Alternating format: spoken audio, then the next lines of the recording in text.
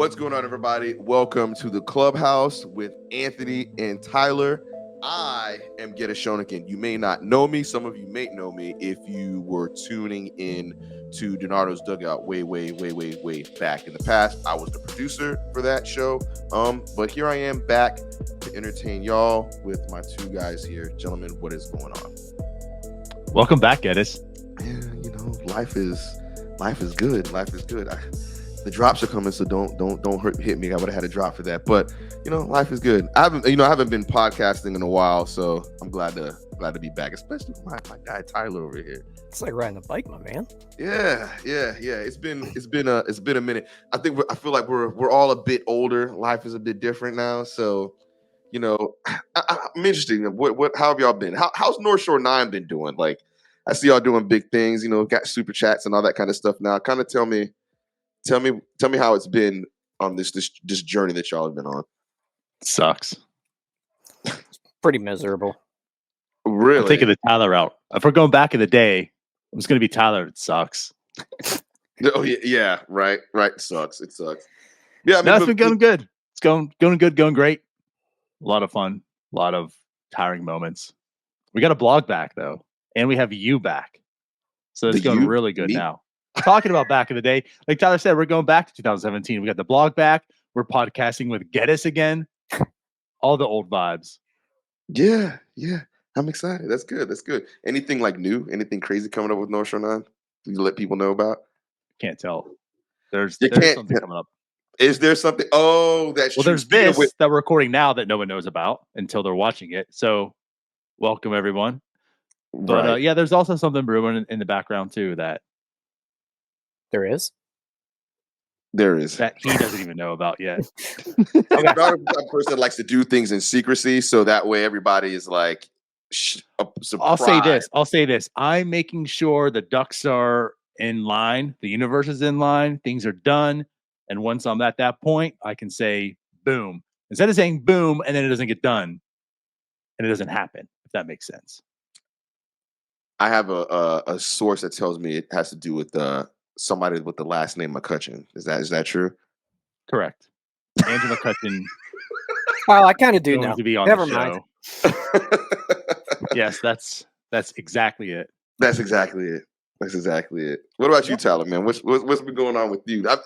It's been such a long time. I feel like it's so different in the way we kind of originally met to now. It's everybody knows who you are now, and yeah, I feel like we get I used to just jump on DiNardo's Dugout one time a week, and now DiNardo's got me doing like 17,000 things. Now he just jumps on North Shore 9 once a week, and blogs, and has a TikTok, and has a short. So I'll say this much, right? I'm happy. I'm glad to see Tyler that you're it's so different from where you originally were to like right now. You're like heavily involved in all that kind of good stuff. I'm glad you're glad. So put it like this. So let's say everything pans out. What does your world look like? Everything pans out. Everything's good. North Shore 9 has 1.4 million subscribers. None of y'all work your jobs anymore. Do we still get this Tyler? Or do we get a different Tyler, like a super excited Tyler? The only way that the North Shore 9 gets 1.4 million subscribers is without Tyler. So, kind of the roadblock here. Yeah. What's funny is that when it happens, Tyler's going to be like, "Oh my God, this actually worked." And then DiNardo's going to pull remember like all those times you said, "I don't want to do this. I'm not getting paid." You're not getting paid anymore. That is a little behind the scenes. Every day Tyler's like, "I'm quitting. I'm done. You guys move on without me." See, but Tyler's here. Tyler's not going away. I feel like I'm going to complain about it forever, and I'll just keep showing up sometimes fashionably late if I fall asleep. Like Wednesday. You went to sleep before a podcast? I passed out. I was tired. Gosh, dude, I'm tired. It's so. I'll be honest. It's very it's so different what it used to be to what it is now. Like the dynamic, it's so.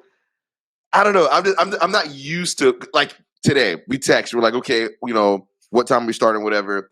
And what I expected was, oh, I'm just getting up. I went out and partied last night, or had a couple of drinks last night, or whatever. This man Tyler was at the grocery store shopping. This dude bought a house. He's renovating it.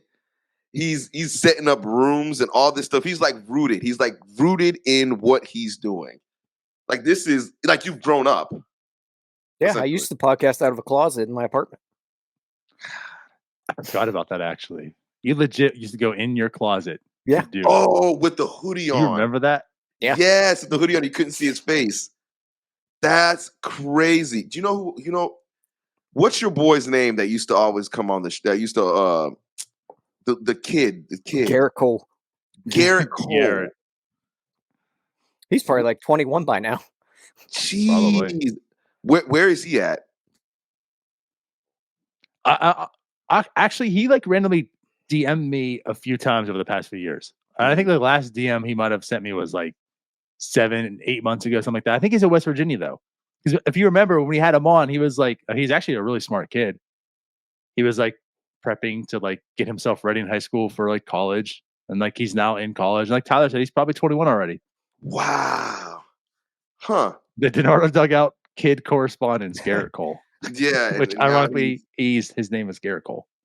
Wow. And now he's one of those, he's part of that generation that Tyler ain't trying to be around. Correct. So talk to me. So talk to me about this Paul character. Paul. Who are you referring to? Oh, the guy that likes your background. DiNardo. Oh. Yeah, tell me about this. So let me preface this. So in the North Shore group chat, I complain about certain things. I am not Paul. As funny as that story would be, I am not Paul. So I guess the preference, like some backstory to the story for the people that are watching are like, what are you talking about? Because we didn't even know what you're talking about. Right. I feel like on every stream, and if you guys watch, you probably know who we're talking about now. Right, on every stream, this guy pops in. He's like, shout out to the guy with the background with the albums. That's fire or whatever. He'll like, let's go off on it. He's like, and everyone else sucks. Right now, Jim has stepped up a little bit. Right, he has like the Tatis jersey back there. He's got some stuff. Right. So he'll be like, oh, but Jim's, he'll say, oh, but the other one stepped up the game a little bit. But that other person, we know who that other person is. Is it not the guy in the middle? I plead the fifth. Yeah, I don't know. I'm gonna tell everybody right now. It is not me, Jim. It is not me. It is not me. Now, granted, I did jump in the stream a few times, and I told Jim to shut his door because it gets on my nerves that his door is always open. So I told him, like, Jim, just shut the door already. Yeah, so, have you been there whenever we get to hear Jim's dog like prancing around? No, I have. Oh no, a few times, yes. We'll just randomly hear click, click, click, click, click, click, click, click, click, click, and then Jim will go on mute and he'll forget he went on mute. And then he's just talking. That's funny. Yeah. But yeah, I just want to let everybody know that I'm. But Geddis definitely doesn't go into the group chats and tell everyone about the backgrounds or how much. That's my point. Look, man, it's just one of the pet peeves I have, but. I mean, I get it. You kind of build it while you fly. You got to do what you got to do. It's like stages. You got to kind of build up to that point. See, I know Jim's got it. So that's what I'm like, Jim, I know you got it. So you could just go ahead and buy everything that you need. But Jim is like, I'm Jim. I'm Jim. I'm Jim. I'm Jim. I do what it is that I want to do. I'm Jim. So I'm asking more questions about because I'm interested and intrigued in the North Shore 9 community itself, right? So how is because I know you have there's North Shore 9 has the Discord or whatnot. How has that been interacting with people on Discord and whatnot? Tyler? Couldn't tell you. I don't really go in there too often. All right. So in my defense here, hold on real quick. We've got like 17,000 different group chats at this point. Mm-hmm. Some of them have to go away for me. And the Discord just happens to be the casualty of that war. And what I'll say to that too, I do pop in there, right? But I'll say Jim does a really good job. Jim, Kenny, they're always in there. That is probably where I lack in, and that's like with me too. My mindset, like I am in 13,000 other places, so that is usually the place that I tend to forget about, if that makes sense. But I'll definitely hop in there. And I think during the season was more, but now it's off season. And again, like we've been doing, there's been a lot going on right now behind the scenes that, you know, again, my focus has been at. So I've certainly been lacking in the Discord. But what I'll say, that's what's cool about the Discord. Like that's a great way for us to interact with a lot of people, right? But it's actually a really good community. Like the conversations they have amongst themselves, right? The community they've built together. Like we don't have to be hands-on. It's sustained because of them. So shout out to all those guys in the Discord. And if you're not in the Discord, hop in the Discord because it's popping. But you'll definitely see Jim. You'll definitely see Kenny. Me here and there. You won't see Tyler. So I will pop back in probably in the off season whenever some signings happen or things like that. But right now it's just casual conversation. I think with some Pirates talk. There was a female in there at one point that Jim kicked out twice. Oh, story. What's the story on going that route? Well, you said the group of guys in there, and there was a female. There still are. Are there? Okay. There was one that stood out. I don't want to go too deep in that, but Oh, okay. All right. Then we'll leave that alone. We'll leave it alone. So being that I'm kind of I should have grabbed my Pirates jersey. So I'm That's right. You have one. I do because I made the switch. So for those, let's talk about the story. So when this was back during DiNardo's dugout, and I didn't have a baseball team at the time, right? So what did we do? I was a baseball team free agent. So I went through and asked a bunch of teams on Twitter, you know, who should I be a fan of? And the only team that got back to me was the Arizona Diamondbacks. And at that time, it was Dave Stewart. Dave Stewart was the general manager, right? And I would troll him. I mean, I trolled him so hard on that show. Yeah. So hard every time. Yeah. So I'm from New York, so I made the decision to pick the Mets because I just can't just pick the Yankees. It's too easy. Now, granted, I follow the Yankees, right? I don't like Steve Cohen because during the whole y'all remember the GameStop short they were doing? Yeah. Yep. And then he went and shut everybody down on Robinhood. It was like, oh, it's tough. It's tough. You know, dealing with stocks or whatever. He posted it on Twitter, and that's what killed me. I couldn't rock with the Mets anymore because it was just like, oh, I got the big stick, so I'm gonna hit all the little guys or whatever. So I couldn't. So I should have stuck with the Diamondbacks. Yeah, because you know, whatever. They're in the World Series. They're in the World Series. But I picked the Pirates. I bought myself a Pirates jersey. I am now a Pirates supporter, even though I guess I'm not as hardcore as some of the other people. So as a newbie, what is it that I should be excited about coming into this next year? If anything. Because I'm a masochist. The North Shore 9 podcast and blog. That's it. Be excited about that. That's all I should be excited about. I mean, if I had to give you an honest answer. We're going to get Ohtani? No. The Pirates might become socially relevant soon with Paul Skeens and Livy Dunn. That might be about it for you. Socially? Yes. Well, think about Livy Dunn. Who's Livy Dunn? Yeah, you are old. Yeah, things have changed since last time we've been on. Yeah, I don't know who that is. Mr. Pop Culture over here. Yeah, I don't know Livy. I don't know TikTok who Livy star, LSU gymnastics, Livy Dunn, the face of the NIL for college athletes. I know the chick that played basketball for LSU. I thought she was the face. I don't know who Livy Dunn is. Who's Livy Dunn? No. God, am I officially old now? Yes. Yeah, you old. Oh, like even I know this one, and I knew who she was before. Right, Livy. Dunn. Well, first off, before she was always on her TV too in the commercials. And Olivia Dunn. Yes. Yeah. Oh, okay. Okay. So she is dating the Pirates' #1 overall pick this year, Paul Skeens, who's a pitcher at LSU. Sheesh. So they're together. So that's why Tyler said socially. Because now all the TikTok girls want to be Pirate fans. I mean, it's kind of what happened with the Chiefs. There you go. Interesting. Yeah. But when they find out that they're not winning games all the time, then how are they going to feel? Are they going to care? Maybe that's what causes Bob Nutting to sell. The team? The TikTok girls. That's what's going to cause him to sell the team? He can't handle the TikTok girls anymore. He can handle people like us. Yeah. So that's what the issue is? The issue is the ownership? Is that what it is? There's a lot of issues. We'll talk to your boy. You got to inform me. Let me know. So the premise of DiNardo's Dugout was I didn't know much about baseball. Now, granted, I know much more about baseball now than what I did when we started that show because I follow it more now. But specifically on the Pirates, I mean, there's only one podcast there's a billion podcasts that are out there. And DiNardo, I'm sorry, I'm going to do it. A lot of them are awful, but we have the North Shore 9, so that does provide me some. Speak your truth, Geddis. Yeah. Some of these. I'm a wait.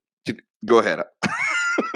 but I'll say this, right? Because of course this is what you're going to get out of us. When anyone who is a Pirate fan knows the reason our response came, right? It's just the validity of it. I mean, the Pirates, it's always like you find a way that they're not going to be bad. So are you excited? No, because there's no reason to get excited.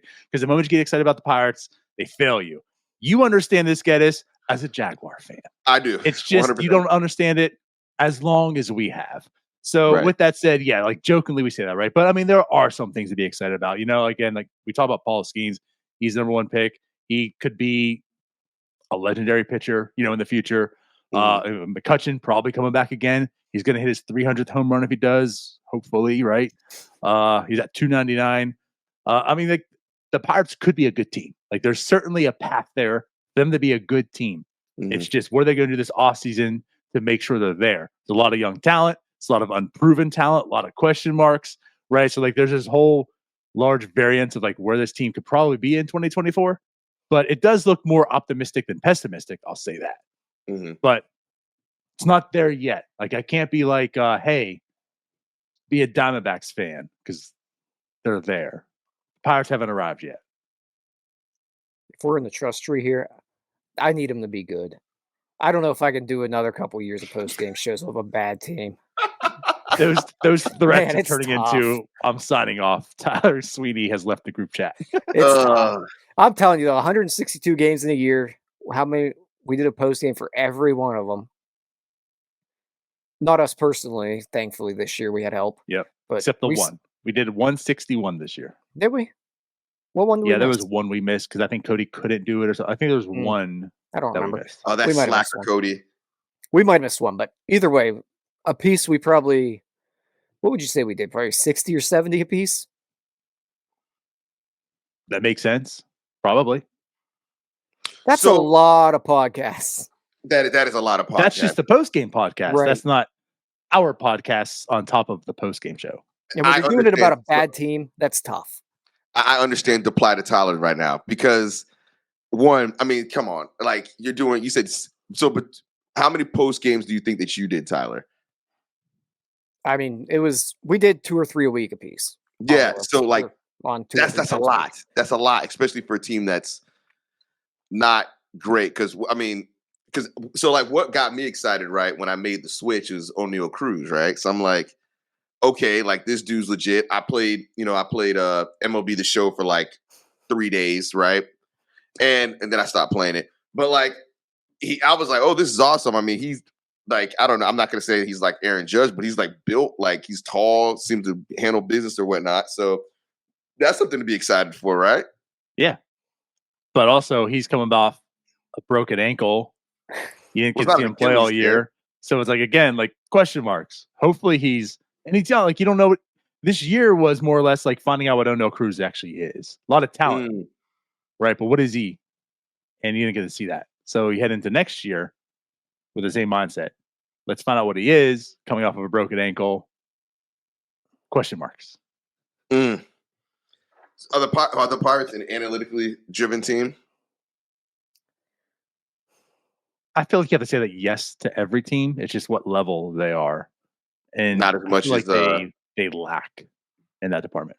So the issue is the money. Then is that what the issue is? Are the Pirates considered like a small market team or yes? What is that? What? Okay, so that's what it is. They're a small market team, but also they've done things poorly for the most part for an extended period of time, and when you're a small market team, if you have a stretch where you make some bad decisions, it really hurts you.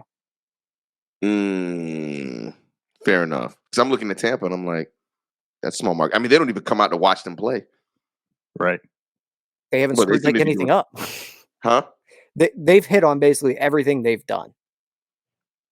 So there's obviously something that's... They're probably cheating. Okay. Like legitimately think they're cheating?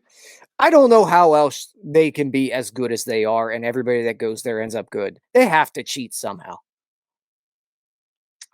Okay. Sticky stuff and all that other kind of stuff. I mean, I don't know. I can tell you. I mean, are you saying they're on PEDs? Are you about to drop something? Something's up. But anyhow, going back to the post-game shows, I just did the math. There's like 27 weeks in the baseball season. And if we did 2 to 3 shows a week, each of us, that's about 60 podcasts, post-game shows. So people got to really understand the level of dedication it takes to be in order to do that. Because that's not even like, okay, how about this? Because we do a little. This is part of this. This is the clubhouse. It's behind the scenes. This is where things get done and happen. So kind of give the people that are watching and are listening some insight to how does that kind of work? How do y'all organize it? How do you set these things up? How do you prepare to do this? Because it's not very many. For one, there's not any podcast that I've seen that does anything like that. 2, I mean, y'all have a wealth of knowledge. So to be able to do that and pop it up and, between StreamYard, YouTube, and podcast and all that kind of stuff is not something that's very simple or easy to do. Like, I know Tyler may joke around and say that it's, I may have slept beforehand or whatever. But like, ultimately, y'all put in a high level of work and quality into this. So explain kind of how that works. Maybe these other busted podcasts can get some pointers and maybe get a little bit better. Geddis, Outcast fan, right? Yes. The production group, organized chaos. Mm-hmm. Probably the best way to put it. Just organized chaos. Like, you want to know what goes behind it, how we set this up? Half the stuff Tyler, it's half the stuff like not last minute. Yeah, it's just like I swear every time we were enough better work goes on behind the scenes and enough communication goes on behind the scenes that like it's coming together, but just like informally. And I feel like Tyler, every time we pop on the show, it's like, what are we talking about? And it's like, I don't know. And we hit record, and an hour and a half later, sometimes, like, honestly, Tyler, NS9 Live was what? How long this week? An hour 20? We went an hour and 20 minutes. I jumped on at 9:18. We were live by 9:20. We had not talked one time really about what we were going to talk about. That shows chemistry like there. Formally, And right. What I'll say is, like, you want behind the scenes, like Ryan and I, when we were on here, this isn't like taken away from this, right? But like when Ryan and I were doing the shows, we had a shared notes in our iPhones, and we always had an outline going, stuff going back that like we pieced our show together. We had an entire outline, and I feel like right now we don't have any of that, like nothing. But again, like that's what I said, like there's enough communication behind the scenes that we know exactly what we're talking about. We just don't like organize it. And it's for the post-game shows every week. We just have a weekly calendar. Who's going to do whatever. Just kind of piece it together until someone says I can't do it. We switch it out or change and vice versa. But like the show's coming together. Sometimes, honestly, in this last show is probably the greatest effort of showing that. Tyler fell asleep.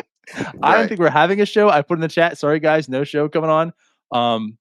Peek behind the curtain, fellas. That's why I said that. It wasn't like there was like technical difficulties, which I might have framed it that way afterwards. But Tyler pops on. He's like, shit, I fell asleep. I'm here. I waited for him. He came on.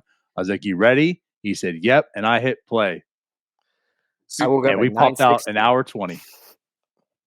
Well, I think that what people probably don't realize is that being that we're in the group chat, I mean, there's constant conversation.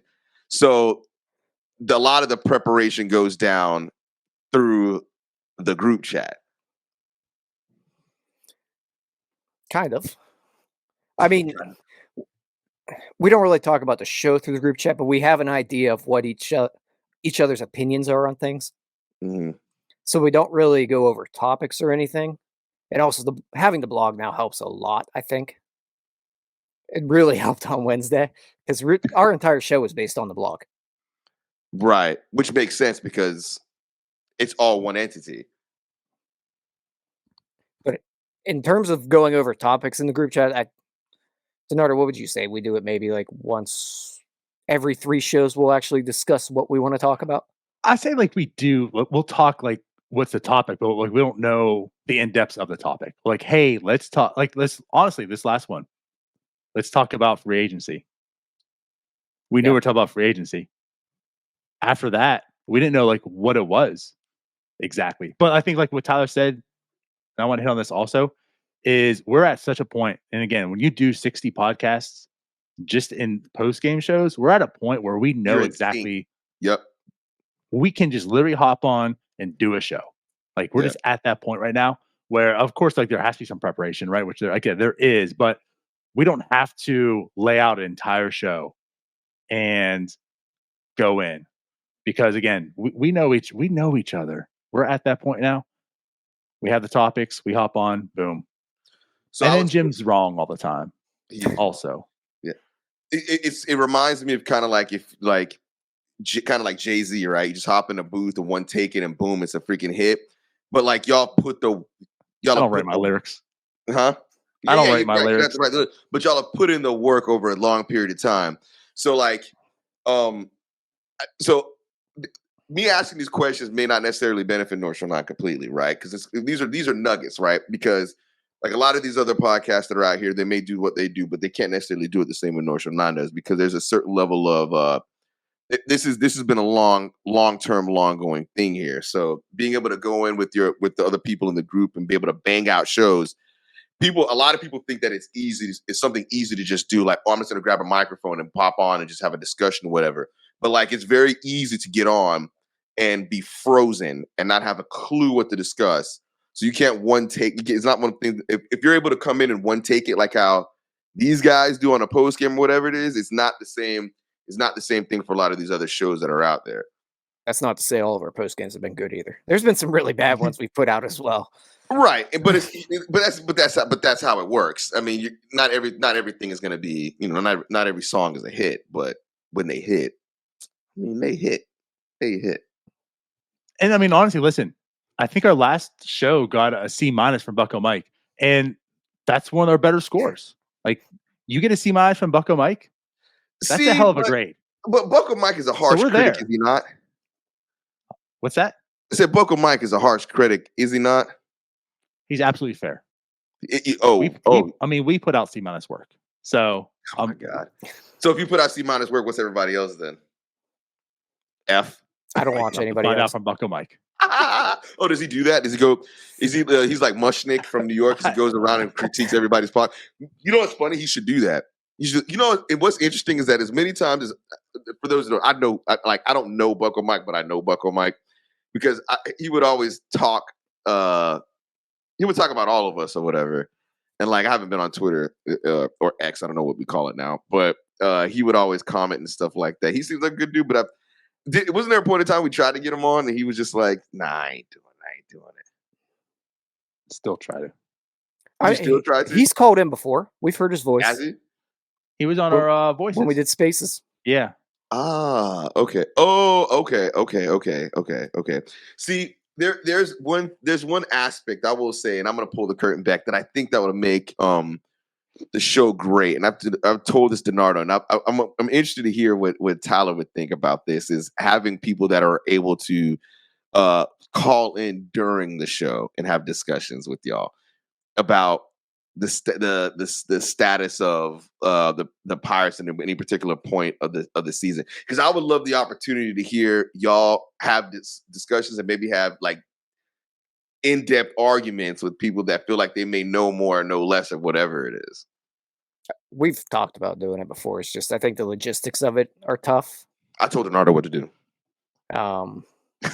Don't tell me what to do. I told him what to do. There's been two things that I've been harping on, and that was one of them. I so badly want the opportunity for y'all to talk with the masses like real time, because even having that is going to be something that I think that first off, one, the fan base will like, but two, I think there's so many.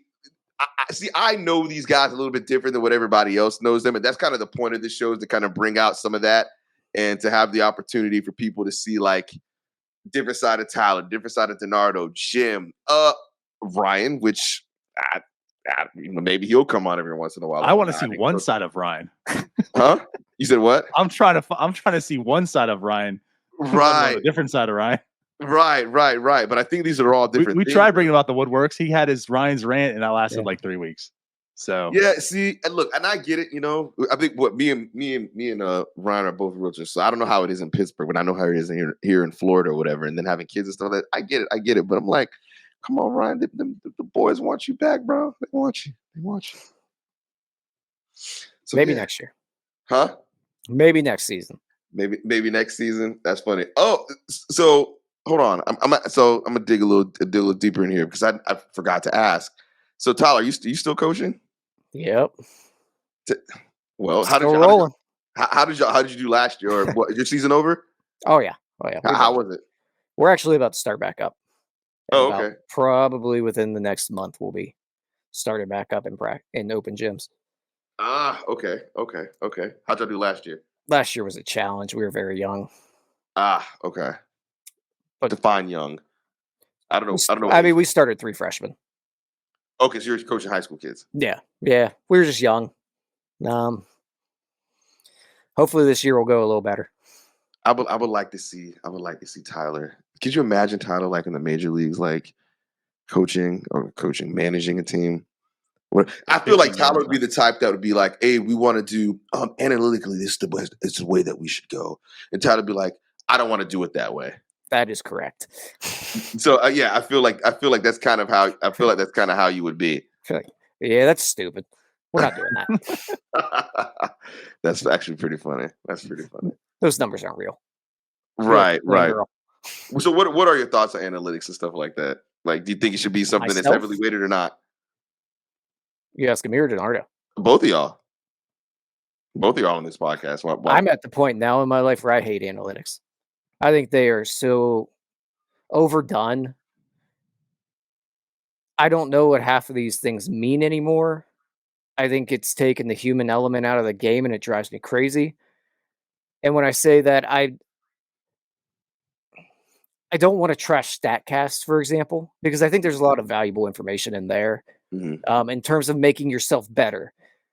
The way I don't like analytics is when it comes to evaluating players and making it decisions for you.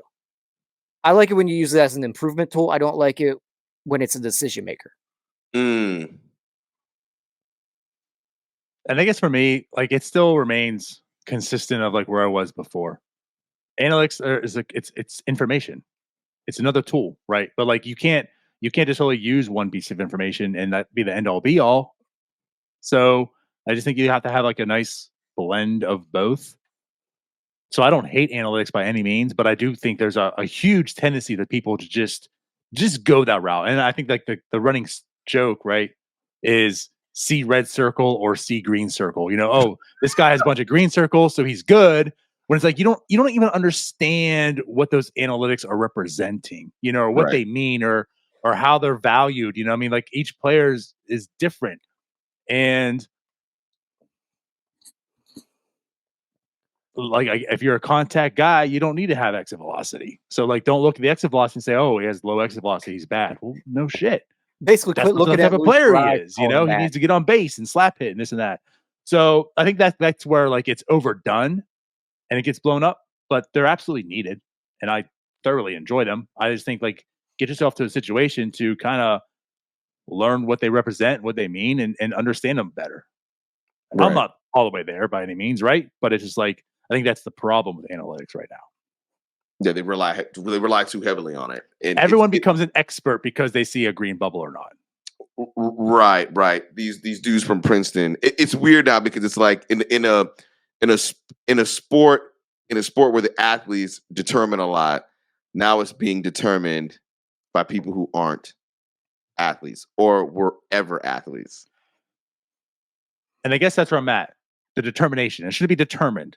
Yeah. That's a nice piece to bring in. Now I bring in this piece and get the complete pie. Right. If anybody wants to know how great analytics, like look at Joey Gallo or whatever, or is it Joey Gallo? Yeah.